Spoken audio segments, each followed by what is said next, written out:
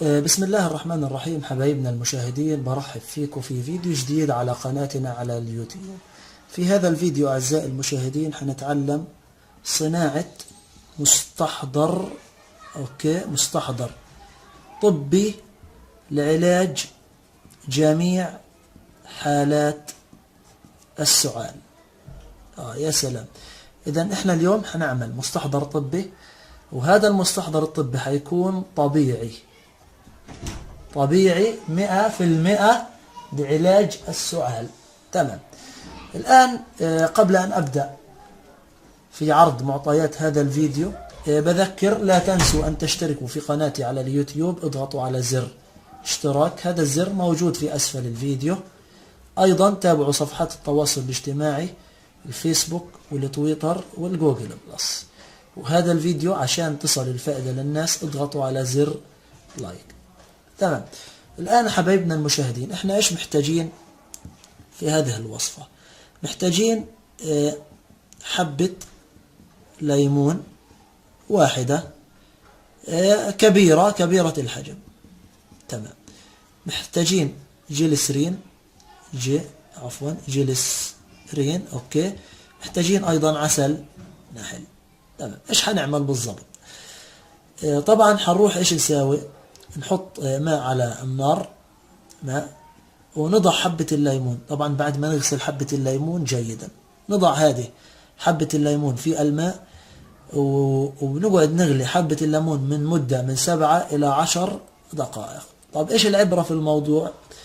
انا قاصد انه الجلد تاع الليمون يصير طري. تمام.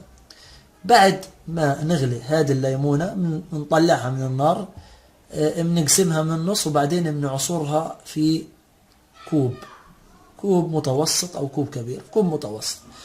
العصير حيصير هنا طبعا. اوكي. هاي العصير حنضيف على هذا العصير، طبعا هذا اسمه عصير الليمون المغلي.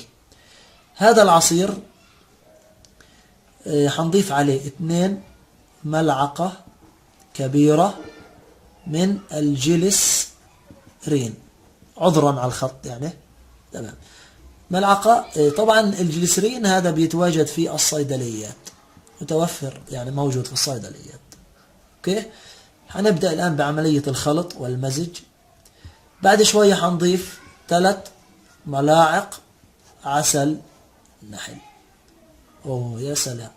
الآن احنا على ايش حصلنا على خلطة عصير ليمون مع جليسرين، اوكي، مع عسل نحل. اوكي. بعد هيك ايش حنعمل؟ هذا كله المزيج حنروح واحنا ايش عاملين؟ حاطينه في زجاجة خاصة محكمة الغلق. حنحتفظ في هذا المستحضر في مكان بعيد عن الرطوبة وبعيد عن الهواء وما شابه، هنحتفظ فيه. الآن بالنسبة لطريقة الاستخدام، بدنا نميز انه في عندنا 3 حالات. في بعض الناس في عندهم سعال مترافق مع التهاب القصبة الهوائية. اوكي. ايش بدك تعمل في هذه الحالة؟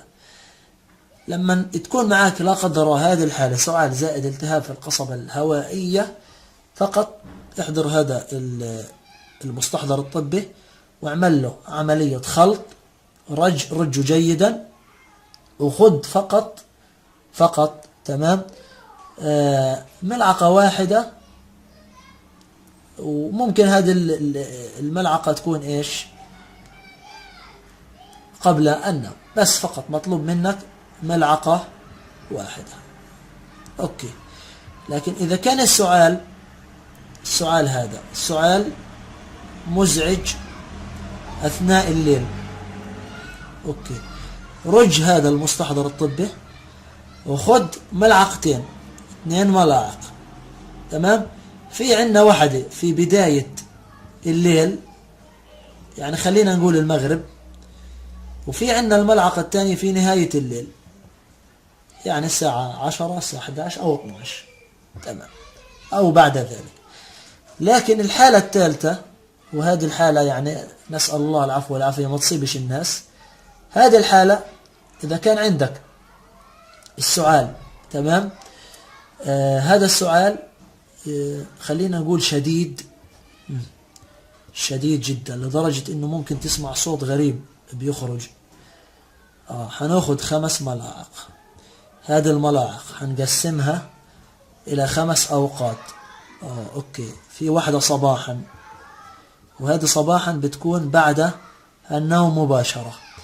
في عنا قبل الظهر، هذه الثانية. في عنا كمان ايش ثالثة العصر. اوكي، وفي عنا واحدة العشاء، وعنا اخر واحدة ايش قبل النوم.